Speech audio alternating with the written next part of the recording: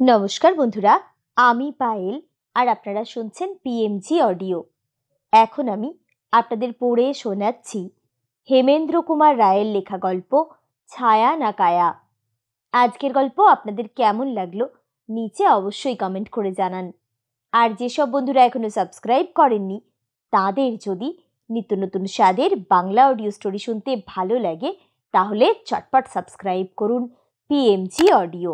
আর আপনাদের ভালো লাগার গল্পগুলো শেয়ার করে নিন পরিচিত বন্ধুবান্ধব বা আত্মীয় স্বজনের সঙ্গে যারা আপনার মতোই বাংলা অডিও স্টোরি শুনতে ভালোবাসেন। শুরু করছি আজকের গল্প ছায়া না কায়া। বেশি দিনের কথা নয়, এই গেল শ্রাবণ মাসের 11 তারিখ। পূর্ণিমার রাত। 10টার সময় শয্যা নিয়েছি, এখন 12টা বেজে গেছে, কিন্তু চোখে আর ঘুম আসে না। ঘর থেকে বেরিয়ে এলুম বারান্দায়। সামনে গঙ্গা, চাঁদের আলো তাকে যেন রূপো মুড়ে দিয়েছে। ভাবলুম খানিকটা বেরিয়ে এলে হয়তো অনিদ্রার কবল থেকে মুক্তি লাভ করব। বেরিয়ে পড়লুম। এদিকে চিরজাগন্ত গঙ্গা, আর একদিকে ঘুমন্ত বাড়ির সারি, মাঝখানে পথিকহীন পথ। কোনো ঘাটে বিকট কণ্ঠে গায়করা পর্যন্ত পাড়া কাঁপানো চিৎকার করছে না। এই চমৎকার নির্জনতাটুকু উপভোগ করতে করতে এগিয়ে চললুম। কলকাতা শহরে গঙ্গার ধারে বেড়াবার আসল সময় হচ্ছে এই। এখন থেমে থুমে গেছে যত বাজে গোলমাল। আকাশ আর বাতাস, কান আর প্রাণ ভরে জেগে আছে শুধু গঙ্গার জলতরঙ্গে হিমালয়ের গম্ভীর বাণী। কত কোটি যুগ আগে জন্ম হয়েছে এই পবিত্র বাণীর, কেউ তা কল্পনাও করতে পারে না। একে নিঃশেষে গ্রাস করতে পারেনি অনন্ত সমুদ্র। মস্ত বড় একটা বট গাছ অনেকখানি জায়গা জুড়ে আবছা অন্ধকার সৃষ্টি করে দাঁড়িয়ে আছে। তারই মধ্যে এখানে ওখানে দপদপ করছে 4-5টা জোনাকি। কে যেন আগুনের ফিনকি নিয়ে ঝিনিমিনি খেলছে। জায়গাটি ভালো লাগলো। বটের ছায়ার তলায় নিদ্রিত ঘাটের কোলে এসে ছলাৎ ছলাৎ করে বেজে উঠছে গঙ্গা জল। ছোট্ট ছোট্ট ঢেউ শিশুরা যেন কৌতুক হাস্যধ্বনি তুলে পাষাণের ঘুম ভাগাবার চেষ্টা করছে। সেইখানে বসে পড়লুম। গঙ্গা জুড়ে রূপালী আলোর কারিকুরি দেখতে দেখতে নিজের অজান্তেই কখন গুনগুন করে গান শুরু করে দিলুম। হঠাৎ লজ্জিত হয়ে গান থামিয়ে ফেললুম। লজ্জার কারণ আছে। দৃঢ় পণ করে গঙ্গার ধারে যারা নিয়মিতভাবে বেসুরো গান গেয়ে লোক জ্বালাতে আসে, আমি তাদের দু চোখে দেখতে পারি না। অথচ আজ আমি নিজেই গঙ্গার ধারে বসে গান গাইবার চেষ্টা করছি। গান থামিয়ে খানিকক্ষণ নীরবে চাঁদের আলোয় ধোয়া ওপারের অস্পষ্ট গাছপালার দিকে তাকিয়ে রইলুম। ওখানে একটা আগুন জ্বলছে, বোধহয় চিতার আগুন। স্তব্ধ রাত্রির বুক চিরে মেয়ে গলায় একটা কান্নার শব্দ শোনা যাচ্ছে মাঝে মাঝে। এমন সুন্দর রাত্রে মৃত্যুর স্মৃতি ভালো লাগে না। আচমকা আমাকে চমকে দিয়ে গাছের ওপর থেকে ডেকে উঠল একটা বাচ্চা পেঁচা, ঠিক যেন ভুতুড়ে শিশুর কান্না। ভয়ের কারণ ছিল না, আমি ভীতু মানুষও নই। তবু কেন জানি না বুকের কাছটা ছ্যাঁত ছ্যাঁত করতে লাগলো। অকারণেই মনে হলো পেঁচার বাচ্চাটা অকারণে কাঁদছে না, সে নিশ্চয়ই ভয় পেয়েছে। কিন্তু কিসের ভয়? তারপরেই অনুভব করলুম এখানে আমি যেন আর একলা নই। যেন কার হিংসুটে চোখের তীক্ষ্ণ উত্তপ্ত দৃষ্টি আমার পিঠের উপরে বিঁধছে বারবার। নিজের অমূলক ভয়কে হেসেই উড়িয়ে দিতে চাইলুম, কিন্তু ভয় গেল না। হঠাৎ শুনলুম পিছনে কে বিড়বিড় করে কথা কইছে। তাড়াতাড়ি ফিরে দেখি বটগাছের তলায় দাঁড়িয়ে একটা লোক, যেন স্থির পাথরের মূর্তি। মাথায় এলোমেলো ঝাঁকড়া চুল, চোখ দুটো বিস্ফারিত নিষ্পলক। বিষম লম্বা নাকটা বড়শির মতো বাঁকানো। অস্থি চর্মসার দীর্ঘ দেহ, রং কুচকুচে কালো, আদুর গা, খালি পা, কাপড় হাঁটু পর্যন্ত। ভদ্রলোক নয়। তখন খেয়ালে আনিনি, কিন্তু পরে ভেবে বুঝেছিলুম লোকটা দাঁড়িয়েছিল ঝুপসি বটগাছের তলায়, প্রায় অন্ধকারে। তবু 20-25 হাত দূরে থেকেও আমি স্পষ্টতই দেখতে পাচ্ছিলুম তার চোখ, নাক, মুখ, এমনকি হাত পায়ের নখ পর্যন্ত। চেঁচিয়ে বললুম, কে হে তুমি? লোকটা জবাব দিল না, একটুও নড়ল না, আপন মনেই বিড় বিড় করে বকতে লাগলো। আবার জিজ্ঞাসা করলুম, কি হে, এত রাত্রে এখানে কি করছো?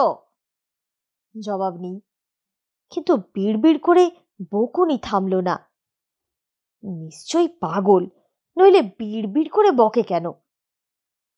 তাকে নিয়ে আর মাথা ঘামানোর দরকার বলে মনে করলুম না। প্যাঁচার বাচ্চাটা তখনও সমানে চিৎকার করে মৌনরাত্রিকে বিভৎস করে তুলছিল। আর এই চেঁচামেচির মানে খুঁজে পাওয়া যায় না। কোন ডালে তার বাসা? গাছের চারিদিকে চোখ বুলিয়ে আবিষ্কার করতে পারলুম না। মনে বিরক্তি এলো।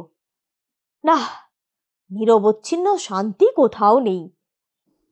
চাঁদের আলোয় গঙ্গার ধারে এলুম নিরালায় বসে একটু রূপের স্বপন দেখব বলে, কিন্তু স্বপ্ন আমার ভেঙে দিলে ওপারের ওই জ্বলন্ত চিতা আর শোকার্ত নারীর আর্তনাদ, এবং এপারের ওই প্যাঁচার কান্না আর পাগলের বিড়বিড় বকুনি।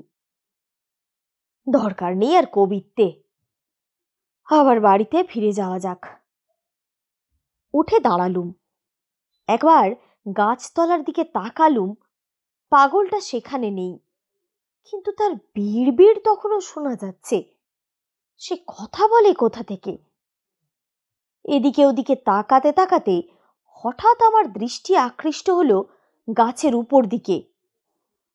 একটা মোটা ডালের দুই দিকে 2 পা ঝুলিয়ে বসে পাগলটা নিজের গলায় পড়ছে একটা দড়ির ফাঁস, বিড়বিড় করে বকতে বকতে। কি সর্বনাশ! তবে কি ও পাগল নয়? ও কি এখানে এসেছে গলায় দড়ি দিয়ে মরতে? না না না, লোকটা পাগলই বটে, নইলে আমার সামনেই আত্মহত্যা করতে চায়। অন্তত উপস্থিত মুহূর্তে পাগলামির দ্বারা আক্রান্ত হয়ে ওর বাহ্য জ্ঞান লুপ্ত হয়ে গেছে। চিৎকার করে বললুম, ওহে, করো কি, করো কি? শিগগির গলার দড়ি খোলো, গাছ থেকে নেমে পড়ো।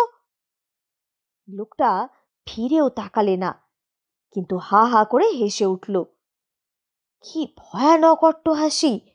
প্যাঁচার বাচ্চাটা পর্যন্ত ভয়ে চুপ মেরে গেল। কানের কাছেই শুনেছি বটে, কিন্তু আমার মনে হলো যেন ও হাসি যে হাসছে সে আছে অনেক অনেক অনেক দূরে। ও যেন পৃথিবীর হাসি নয়। পর মুহূর্তেই আড়ষ্ট চোখে দেখলুম লোকটা ঝুপ করে নিচে লাফিয়ে পড়ে দড়িতে ঝুলতে ঝুলতে হাত পা ছুটতে লাগলো। সঙ্গে সঙ্গে শিউরে উঠে লক্ষ্য করলুম তার দুটো পাকানো কপালে ওঠা চোখ জ্বলছে ফসফরাসের মতো। 2-1 মুহূর্ত দাঁড়িয়ে রইলুম মন্ত্রমুগ্ধের মতো নিষ্পন্দ হয়ে। চোখের সামনে এমন আত্মহত্যার চেষ্টা দেখে কে না স্তম্ভিত হয়। তার জিভখানা মুখের বাইরে বেরিয়ে পড়ে লক লক করে ঝুলছে, আর তার পা দুটো ক্রমাগত করছে শূন্যতাকে পদাঘাত। তারপরেই হুঁশ হলো, তার দেহটা ঝুলছিল মাটির থেকে মাত্র 3 হাত উপরে।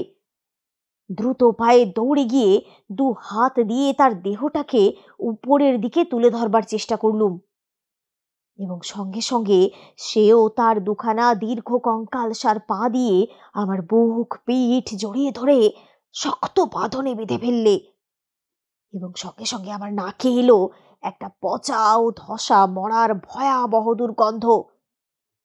আমি চেঁচিয়ে উঠলুম, ছাড়ো, ছাড়ো, আমি তোমাকে বাঁচাতে চাই, এমন করে চেপে ধরলে আমি তোমাকে বাঁচাতে পারবো না। সে হি হি করে হাসতে ও হেঁচকি তুলতে লাগলো। গলায় দড়ি দিয়ে ঝুলতে ঝুলতে কেউ কখনো হাসতে পারে? মনে হতেই আমার সর্বাঙ্গে কাঁটা দিলে। অনুভব করলুম যে দেহের স্পর্শ আমি পাচ্ছি সেটা অস্বাভাবিক রকম ঠান্ডা। এ তো জ্যান্ত মানুষের দেহ নয়। মনের ভিতর দিয়ে বিদ্যুতের মতো খেলে গেল একটা সম্ভাবনার ইঙ্গিত। এদিকে পায়ের বাঁধন ক্রমেই ভীষণ হয়ে উঠেছে। আমার বুক পিঠের উপরের হাড়গুলো এইবার ভেঙে গুড়িয়ে যাবে। প্রাণপণে চিৎকার করে উঠলুম, বাঁচাও, বাঁচাও, কে কোথায় আছো, বাঁচাও। পায়ের চাপ আরো বাড়তে লাগলো এবং সঙ্গে সঙ্গে সেই জীবন্ত মৃতদেহটা হাসতে হাসতে হেঁচকি তুলতে লাগলো ক্রমাগত। আবার চেঁচালুম, বাঁচাও, আমাকে মেরে ফেললে, বাঁচাও। দেখতে দেখতে পায়ের চাপে আমার দম বন্ধ হয়ে এলো। দু হাত দিয়ে টেনে সেই সাংঘাতিক পায়ের বাঁধন খোলবার চেষ্টা করলুম। বৃথা চেষ্টা। অনেক লোকের পদশব্দ শুনলুম। শব্দ কাছে এসে পড়ল। কে একজন জিজ্ঞাসা করলে, কি হয়েছে, কি হয়েছে, অমন চিৎকার করছেন কেন? পা দুটো তখনও আমায় ছাড়েনি। হাঁপাতে হাঁপাতে অতি কষ্টে বললুম, এই লোকটা গলায় দড়ি দিয়ে মরতে যাচ্ছিল। আমি বাধা দেওয়াতে পা দিয়ে চেপে ধরে আমাকে মারবার চেষ্টা করছে, আমাকে বাঁচাও। বিস্মিত প্রশ্ন শুনলুম, কই, গলায় দড়ি দিয়ে কে ঝুলছে? কে আপনাকে মারবার চেষ্টা করছে? কেউ তো এখানে নেই। দুই হাত দিয়ে সেই পচা মাংসের দুর্গন্ধ ভরা পা দুখানা টানতে টানতে রুদ্ধশ্বাসে বললুম, দেখতে পাচ্ছ না? এই দেখো, এই দেখো। কি দেখবো? কাকে দেখবো? কেউ তো এখানে নেই। হঠাৎ পা দুটো আমাকে ছেড়ে দিলে। আমি এলিয়ে ধপাস করে মাটির উপরে পড়ে গেলুম। একটি লোক টর্চ টিপে গাছের এদিক ওদিকে আলো ফেলে বললে, চেয়ে দেখুন, কেউ কোথাও নেই। মাসখানেক আগে একটা লোক এই গাছে গলায় দড়ি দিয়ে মরেছিল বটে, কিন্তু আজ আবার কে এখানে মরতে আসবে? আপনি ঘুমিয়ে পড়েছিলেন বুঝি? স্বপ্ন দেখছিলেন? পাছে ওরা আমায় পাগল ভাবে, সেই ভয়ে বললুম, তাই হবে।